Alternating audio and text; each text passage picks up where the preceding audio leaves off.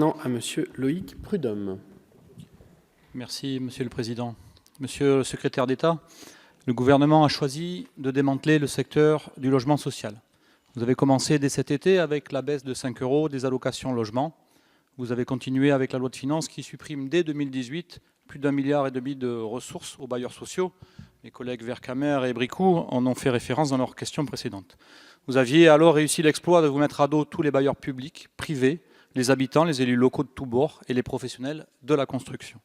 Devant cette fronde généralisée, faute d'ouvrir un véritable dialogue, le gouvernement a choisi la méthode la plus cynique, mais aussi la plus ancienne, celle qui consiste à diviser pour mieux régner. En effet, vous avez cherché et vous avez trouvé un accord avec les seuls bailleurs privés, les ESH, auxquels vous faisiez référence tout à l'heure, dont les représentants sont aussi de hauts dirigeants du MEDEF, en laissant de côté les bailleurs publics. Pourtant, avec 2,4 millions de biens au service des ménages les plus modestes, les offices publics de l'habitat possèdent pourtant la majorité des logements sociaux en France et seront beaucoup plus en difficulté à partir de cet instant.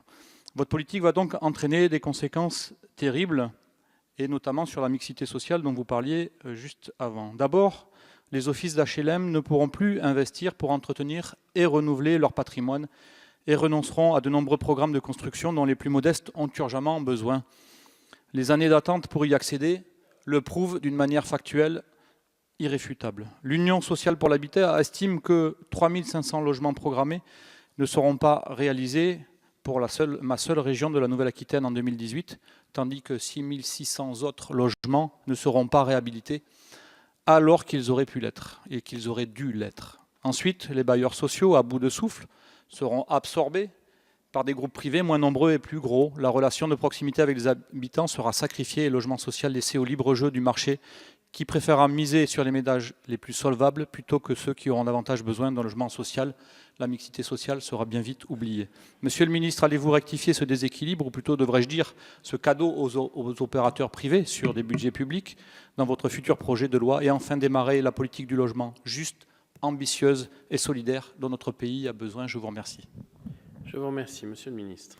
Merci, Monsieur le Président. Monsieur le député, quelle est la situation dans le pays? Il y a 4,5 millions de logements sociaux. Il y a 1,5 million de personnes qui sont en attente. 1,5 million. Bon, ça fait des années qu'on se satisfait de cette situation. Pourquoi il y a cette situation? Parce qu'on ne construit pas suffisamment de logements sociaux, parce qu'on ne rénove pas suffisamment les logements sociaux, parce qu'il y a des offices et des sociétés d'HLM qui font un travail fabuleux, et il y en a d'autres qui... Je fais référence à l'un d'entre vous qui avait fait une très belle tribune, un très beau discours à une tribune ici en parlant de la chasse aux dodus. Il y a certains acteurs qui ne jouent pas suffisamment le jeu. C'est quoi la réforme qu'on porte? Il ne faut pas la caricaturer, vraiment. La réforme qu'on porte, ça n'est pas d'aller ponctionner les bailleurs sociaux. Ça n'est pas d'aller supprimer les APL aux allocataires. Encore une fois, et on a eu le débat ici, il y a des amendements des oppositions qui proposaient d'introduire des taux d'effort. Vous m'avez entendu dire que je refusais tous ces amendements parce qu'à la fin, il fallait que les allocataires aux APL ne perdent pas 1 € dans la réforme qu'on portait. Mais l'état d'esprit de la réforme qu'on fait, la philosophie, c'est de se dire qu'il faut donner plus d'argent aux bailleurs sociaux pour qu'ils construisent plus, pour qu'ils rénovent plus, pour qu'ils fassent vivre leur parc de manière plus forte que ça n'était le cas auparavant. Parce qu'encore une fois, il y a une erreur qui a été faite il y a 40 ans, qui est la situation actuelle, c'est qu'on a arrêté d'aider la construction pour aider les personnes. On a arrêté l'aide à la construction et on a fait les APL. Vous parlez des bailleurs sociaux en Nouvelle-Aquitaine, mais moi je suis prêt à échanger après avec vous. Demandez aux bailleurs sociaux et aux entreprises, offices et entreprises de la région, quel est l'impact du paquet financier que j'évoquais tout à l'heure sur leur trésorerie, leur compte de résultat et leur bilan. Demandez-leur. Mais demandez-leur, c'est pas vrai.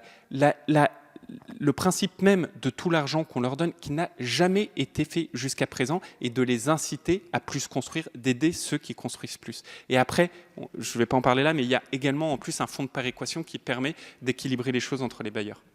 Je vous remercie.